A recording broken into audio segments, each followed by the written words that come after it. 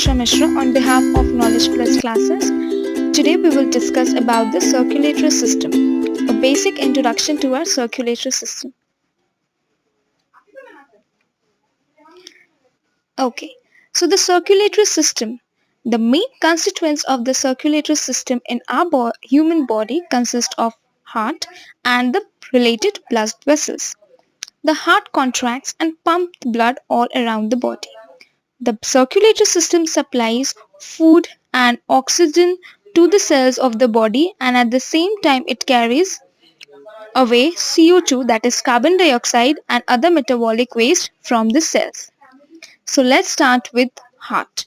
A human heart has four chambers. The upper two chambers are called the auricles. The lower two are called the ventricles. Now the auricles, they are they have thinner walls as they receive blood from the body. Their only work is to receive blood, so their walls are thinner. Then they pump the blood to the ventricles. As the auricles receive only blood, they are also known as the receiving chambers. Let's move to the ventricles. They have thicker walls as they have to pump to long distances in the body. As they distribute or discharge the blood, they are also called as discharging chambers. Next, the superior vena cava brings deoxygenated blood from the upper part of the body to the heart, while the inferior vena cava brings deoxygenated blood from the lower part of the body to the heart.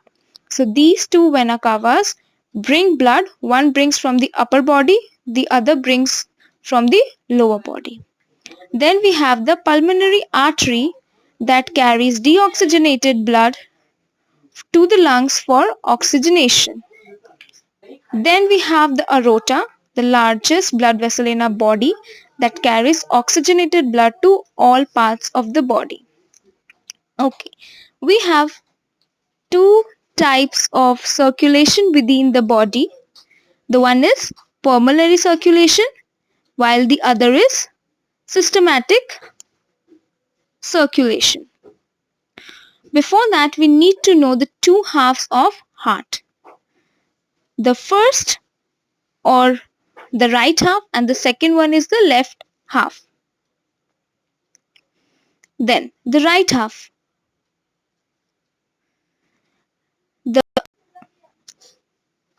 The right atrium receives deoxygenated blood from the body through the veins called the superior vena cava and inferior vena cava. We have learnt it earlier that the heart receives deoxygenated blood from the upper part as well as the lower part of the body through the superior vena cava and the inferior vena cava. The right atrium contracts and blood passes to the right ventricles.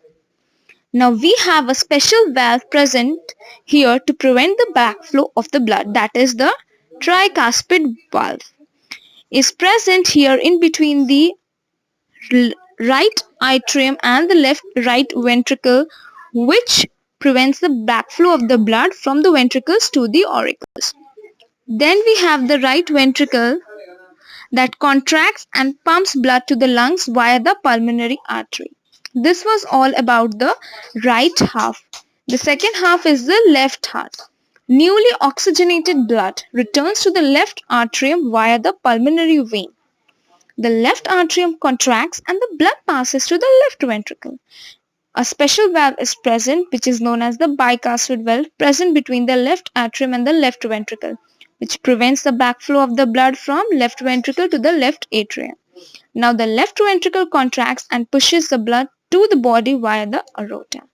Now let's move to the circulations.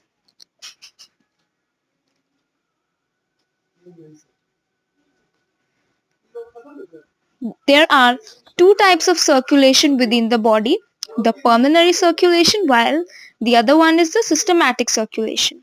The pulmonary circulation. This is that portion of the circulation which is responsible for carrying deoxygenated blood away from the heart. to the lungs and then brings oxygenated blood back to the heart. We have a flowchart over here to make the concept clear. The deoxygenated blood from all around the body comes from superior vena cava, the inferior vena cava. Then it moves to the right atrium. From right atrium it goes to the left right ventricle with or through the tricuspid valve. Then right ventricles it moves to the pulmonary artery via the pulmonary valve and then to the lungs lastly. Then we have the systematic circulation. This is that portion of the circulation which is responsible for pumping oxygenated blood from heart to every organ of the body and tissues, and it again comes back to the heart. We have a small flowchart over here. Oxygenated blood from the lungs moves to the pulmonary vein. From pulmonary vein it moves to the left atrium. From left atrium it moves to the left ventricle through the bicuspid valve. From left ventricle it moves to the aorta via the aortic valve, and from aorta to the different tissues or the entire tissues of the body. We have a few diagrams to make it more clear to you. The first one is the heart. Here we have the aorta, the red one. It is the largest artery. Then we have the pulmonary artery. We have the superior vena cava which brings deoxygenated blood from the upper body. Then we have the inferior vena cava which brings blood from the lower part of the body. We have tricuspid valve present between the right atrium and right ventricle. We have bicuspid valve or mitral valves present between the left atrium and left ventricle. Then we have pulmonary veins and pulmonary valves. We have our aortic valve too, which यहाँ पे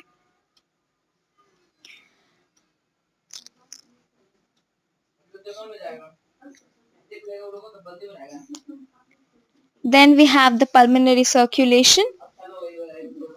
The blue pipelines are the arteries while the right ones are the veins. This is how the blood is circulated. Then we have a systematic circuit from which we can see aorta present over here. We have abdomen and lower extremities from where the blood comes, enters the heart and then again moves. So this was a gist of circulatory system. Thank you.